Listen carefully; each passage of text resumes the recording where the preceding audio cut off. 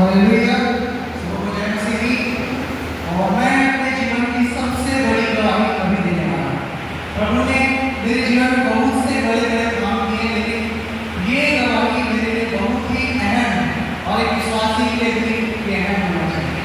Hallelujah. तो सुबह के बजे थे 5 और मेरी नींद खुली। मैं वॉशरूम से आया, फिर अपने बेड पे बैठा, इतना प्रभु का आत्मा मुझे एक ऐसी जगह पर लेकर गया जहाँ कुछ बैठे लोग थे और वो 3 सिक्के, मतलब 3 बीस, जो 3 सिक्के चढ़ाते उनके 3 बीस पूरे करते थे। सब ऐसे लाइन में लगे हुए थे, बहुत भीड़ थी, खाली हुए। मेरे दोस्तों ने मुझसे कहा, मेरे लोगों ने मुझसे कहा कि तू भी जा और अपना सिक्का चढ़ा ले।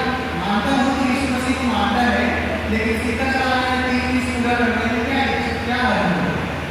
मैंने कहा मैं सिर्फ यीशु मसीह को मानता हूँ और उसे पता है मेरे 3 बीस क्या है और वही पूरा करेगा।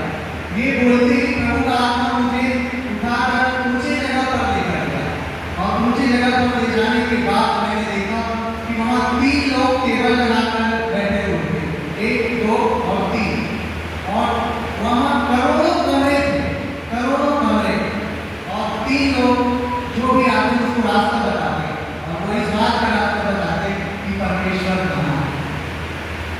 सब लोग गए, लोग उसने पूछा कि ये कहाँ है, ईश्वर कहाँ है, और उन्होंने सब अलग अलग जगह पर उनको भेज दिया।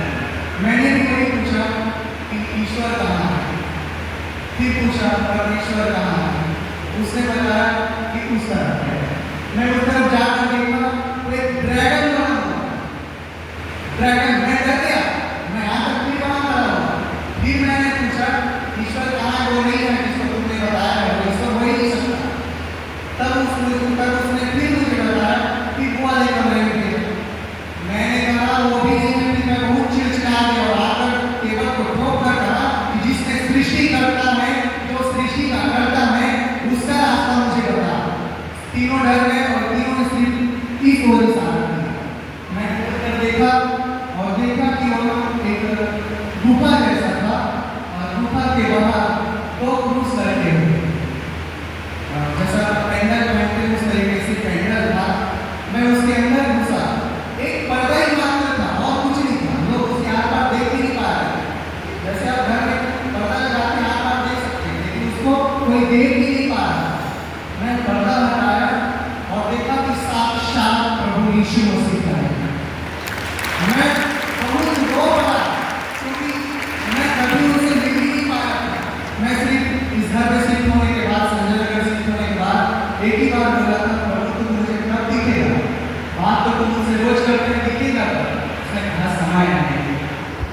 और फिर मैं उसके चरणों में गिरा और बहुत रोया कि मैं तो पापी था, तू मुझे कैसे यहाँ बुला लिया? फिर परमेश्वर ने उठाया, अपने गले से लगाया और फिर बहुत सारे मुझसे बातें की और ऐसी गंभीर बातें जो मैं बहुत सारे आपको बता भी सकता, कहती नहीं कर पाएंगे। हालेलुया। और उसके बाद फिर मैं जाने लगा। फिर मैं थोड़ा फिर पीछे मुड़कर देखा और पीछे मुड़कर देखने के बाद फिर प्रभु को देखकर रोया, जाकर उसके गले से लगा। फिर प्रभु रोने लगा, यीशु मसीह रोने लगे। मैं बोला तो क्यों रो रहा है? उसने कहा मैंने लोगों के लिए बड़े बड़े काम किए हैं और उन्होंने मुझे छोड़ दिया, पर मैंने तो उतना बड़ा काम तेरे लिए किया कि तू क्यों रो रहा है? मैं बहुत रोया। उसके बाद फिर एक आराधना किया, वो आराधना मुझे सिर्फ उतना ही याद था और शायद मैं कहीं सुना होगा, तू ही प्रभु सर्वशक्ति